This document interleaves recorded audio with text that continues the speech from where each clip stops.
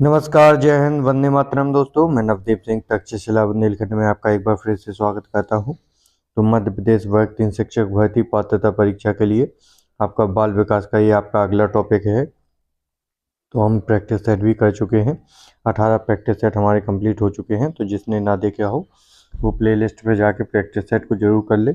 और इस टॉपिक में हम संवेगात्मक विकास के बारे में पढ़ेंगे, उनकी परिभाषाओं के बारे में पढ़ेंगे कि संवेगात्मक विकास आपका होता क्या है।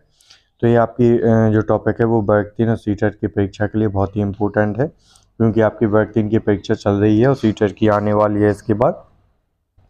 ये टॉपिक आपके सभी जो टीचिंग एग्ज़ाम है सभी के लिए बहुत इम्पोर्टेंट है, चाहे वो एसटेट हो चाहे किसी भी राज्य का आपका टेट हो, सभी में यहाँ से क्वेश्चन बार बार पूछे जाते हैं। तो बहुत ही इम्पोर्टेंट टॉपिक है, तो इसको ज़्यादा से ज़्यादा वीडियो को लाइक करके सभी तक शेयर जरूर कर दें। और जिसने अभी तक हमारे चैनल को सब्सक्राइब ना किया हो वो सब्सक्राइब करके बेल आइकन को जरूर प्रेस कर दें। तो चलिए देखते हैं।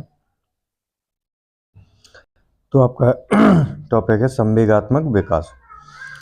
इसके प्रमुख बिंदु हैं कुछ, क्या कहलाता है संवेगात्मक विकास, क्या किसी कहते हैं। तो प्रमुख बिंदु, संवेग शब्द अंग्रेजी भाषा के इमोशन के बराबर है। जो आपका अंग्रेजी भाषा का इमोशन शब्द है इसी के बराबर आपकी हिंदी में संवेग कहा जाता है, जो कि लैटिन भाषा के इमोवेयर शब्द से निकला है, जिसका अर्थ है हलचल या फिर उथल पुथल। तो आपका जो इमोशन शब्द है ये किसके, लैटिन भाषा के इमोवेयर से निकला है, जिसका मतलब क्या है आपका इमोवेयर का, हलचल या फिर उथल पुथल। आपके संवेग भी यही कहलाते हैं जब आपके मन में हलचल होती है, उथल पुथल होती है। तो इसकी परिभाषाएं देखते हैं कि किसने क्या कहा है संवेग के बारे में, कौन सी परिभाषाएं दी हैं। तो आपकी पहली परिभाषा है वुडवर्थ की।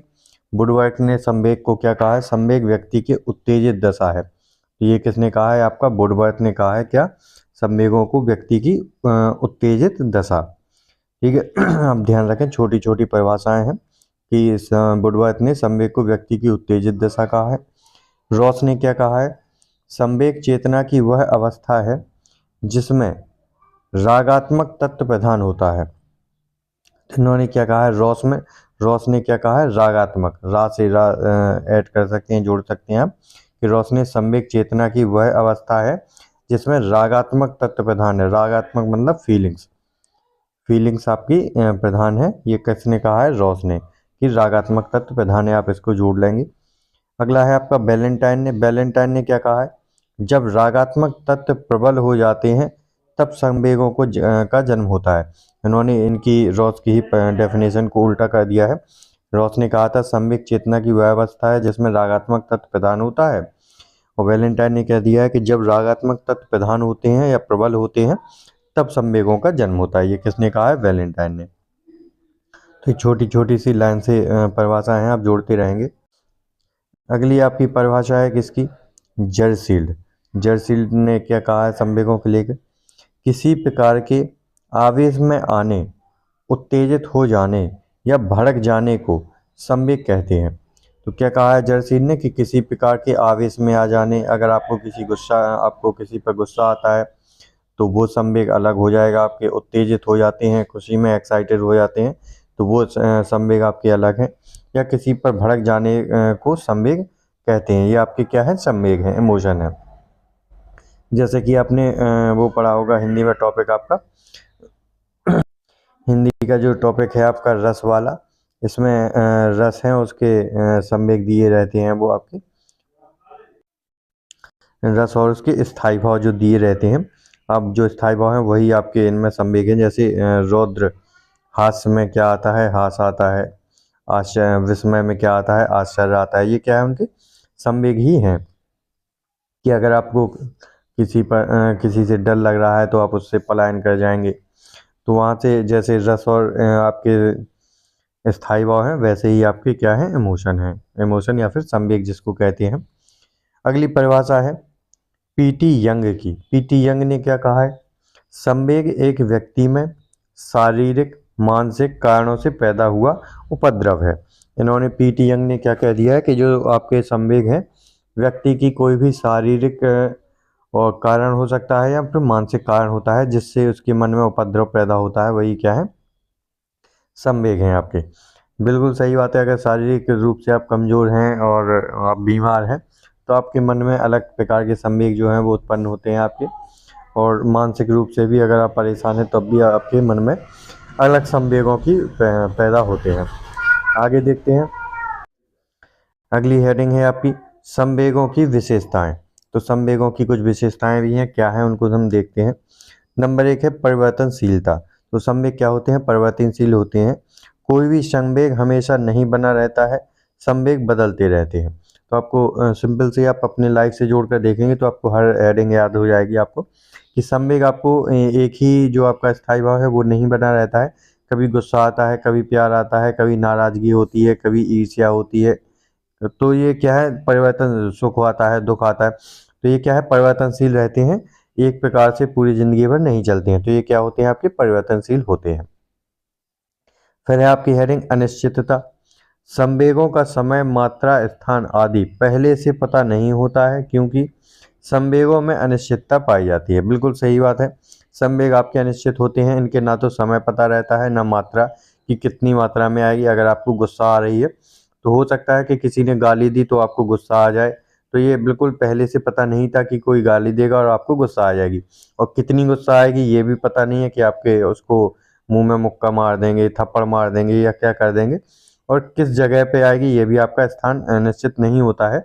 तो आपको इससे रिलेट कर पाएंगे आप कि अनिश्चितता पाई जाती है संवेगों में, कि किस समय, किस मात्रा में और किस स्थान पर आएगी ये पता नहीं होता है क्योंकि ये अनिश्चित होते हैं। फिर अलग है आपका व्यक्तिक विभिन्नता, इंडिविजुअल डिफरेंस। अलग अलग लोगों में अलग अलग संवेग हावी होते हैं। बिल्कुल सही बात है कि जो अलग अलग लोग होंगे उनमें अलग अलग संवेगों की जो है वो पाई जाती हैं। इनमें क्या होती है, अनिश्चितता पाई जाती है, सॉरी व्यक्तिक विभिन्नता पाई जाती है कि अगर मुझे गुस्सा आ रहा है तो जरूर ऐसा नहीं है कि सामने वाले को भी गुस्सा आ जाए या फिर उसके बगल वाले को गुस्सा आ जाए। हम तीनों में एक ही समय पर अलग अलग संवेग पाए जाएंगे। तो इनमें क्या होता है, व्यक्तिगत विभिन्नता पाई जाती है। फिर है आपका स्थानांतरण, ट्रांसफर। संवेग कभी कभी अनुपयुक्त व्यक्ति पर प्रकट हो जाती हैं। बिल्कुल सही बात है, अगर हम कभी क्या होता है, कभी कभी हम गुस्सा किसी और से होते हैं लेकिन उसका गुस्सा हम किसी और पर निकाल देते हैं, तो ये क्या होता है, स्थानांतरण हो जाते हैं कि किसी के संवेग किसी के लिए स्थानांतरित हो गए। तो ये कैसे होते हैं, आपके स्थानांतरण भी पाया जाता है इनमें। अगला है आपका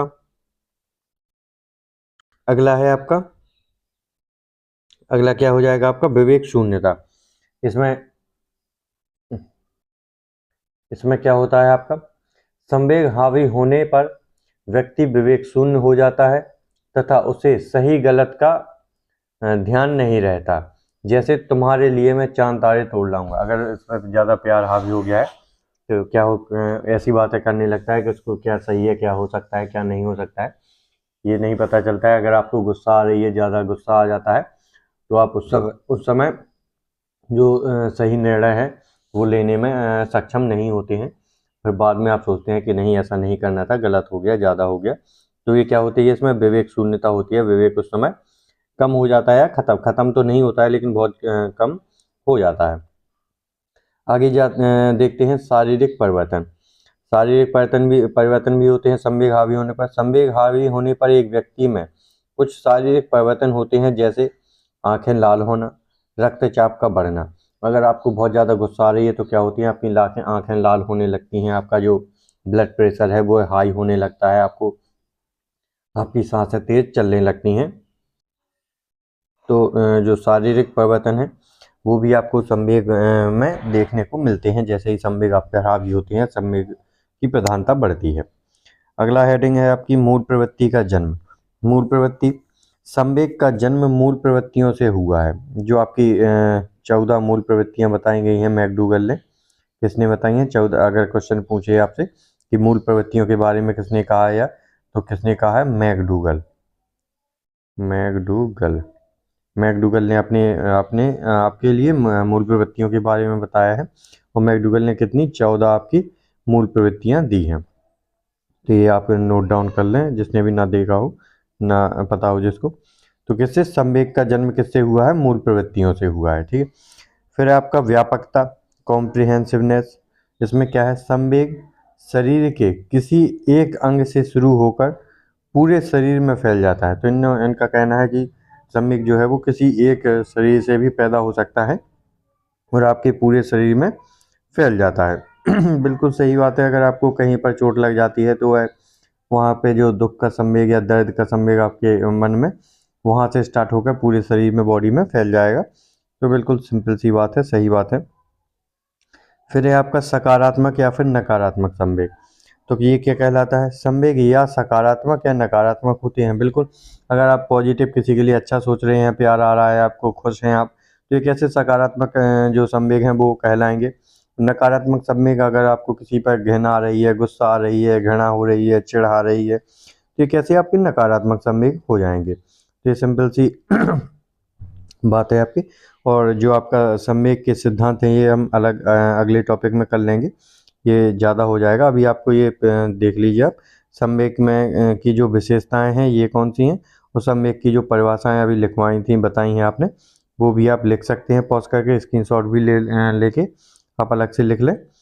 तो बहुत ही सिंपल सा टॉपिक है, ज़्यादा इसमें कुछ कंफ्यूज करने वाला है नहीं, लेकिन समझने वाला टॉपिक है। आप एक बार की जगह 2 बार भी अच्छे से देख लेंगे तो आपको पूरा अच्छे से याद हो जाएगा। तो इस वीडियो को ज़्यादा से ज़्यादा लाइक करके सभी तक शेयर जरूर कर दें अपने दोस्तों तक। मिलते हैं ऐसे ही अगली वीडियो में। जय हिंद दोस्तों।